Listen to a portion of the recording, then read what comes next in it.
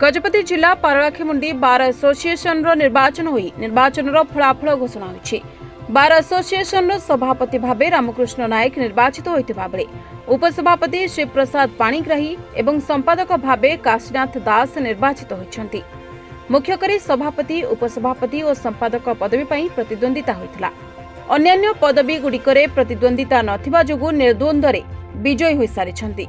एही निर्वाचन पई गत किछि दिन हेला सरगरम लागि रहितला। सभापति पदवी पई रामकृष्ण नायक और तांको प्रतिद्वंदी हीराचंद पटनायक मध्यरे प्रतिद्वंदी होइतिला। सेथिरे रामकृष्ण 85 खंड भोट पाइथिबा बेले हीराचंद 22 खंड भोट पाइथिले। सेहिपरि उपसभापति पई नीलमाधव अधिकारी और शिवप्रसाद पाणिग्राही मध्यरु शिवप्रसाद पाणिग्राही 55 खंड भोट पाइथिबा बेले नीलमाधव अधिकारी 53 खंड भोट पाइथिले। मो काशीनाथ दास संपादक प्रार्थी रूपे प्रतिद्वंदिता करथिली।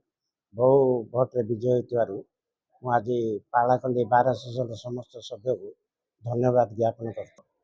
आउ कारण से पालाखंडी बार तो कैंटीन गोटे बर्तमान बंद ही रही। कैंटीन को उन्नतन से मो दृष्टि आकर्षण करी। आउ आमर कौन प्रकार जज ना कि ये ट्रांसफर हम मझे जहाँ जहाँ हम ता पूरण करी आज आपण मानकर ये प्रतिश्रुति दूसरी। मु रामकृष्ण नायक एडवोकेट पालाखंडी बार एसोसिएशन आज आमर जो बार एसोसिएशन निर्वाचन अनुष्ठित होता है मु सभापति भाव प्रतिद्वंदिता करी आज विजय लाभ कर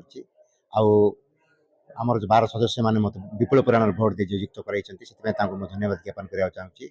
पालाखंड आगामी दिन में आम वकील मान जो मौलिक असुविधा गुड़िक अच्छी दूर करने दिगरे कार्य करेंगे और ता सहित पालाखंडर गुड़ी असुविधा रही से दूर करने दिगरे चेष्टा करेंगे। एडवोकेट पालाखंड बार संपर्क एथर मु उपसभापति नाम प्रतिद्वंदिता करी जीतली। मु मोर जिता ना आम सब एडवोकेट भाई मैंने मत जो समर्थन कले से जीति पारे। आ गोटे जिन कहार अच्छी कौन मैंने आम बारटा प्रकृतर टी असुविधा वीक अच्छी माने बहुत एडवोकेट मरी जाती आते एडवोकेट नहांती केते एडवोकेट कड़े अच्छा पुराना जगह बोले चले। पालाखंड पुराना जगह पालाखंड बहुत इम्प्रूवमेंट दरकार। सोसाइटी चाहूँगी केमती बुद्धिजीवी मैंने आगू आसतु बुद्धिजीवी मैंने आगू आसिले ही आ पालाखंड समय उन्नति हम। आप देखो पालाखंड रास्ता घाट देखो रास्ता घाट अवस्था कहले न सरे एत असुविधा जो कह नाला जाक नाल नर्दमा बुलूँ। आम चाहूँ जे जो मैंने जीति निर्वाचन प्रार्थी जो मैंने एमएलए जाइए से बार किसी समर्थन करा पड़ो। आम मैंने उन्नति बार उन्नति एडवोकेट उन्नति एडवोकेट उन्नति समाज उन्नति हम यही आपको प्रतिश्रुति पार। Gajapati Vivekananda Behera report reporters today.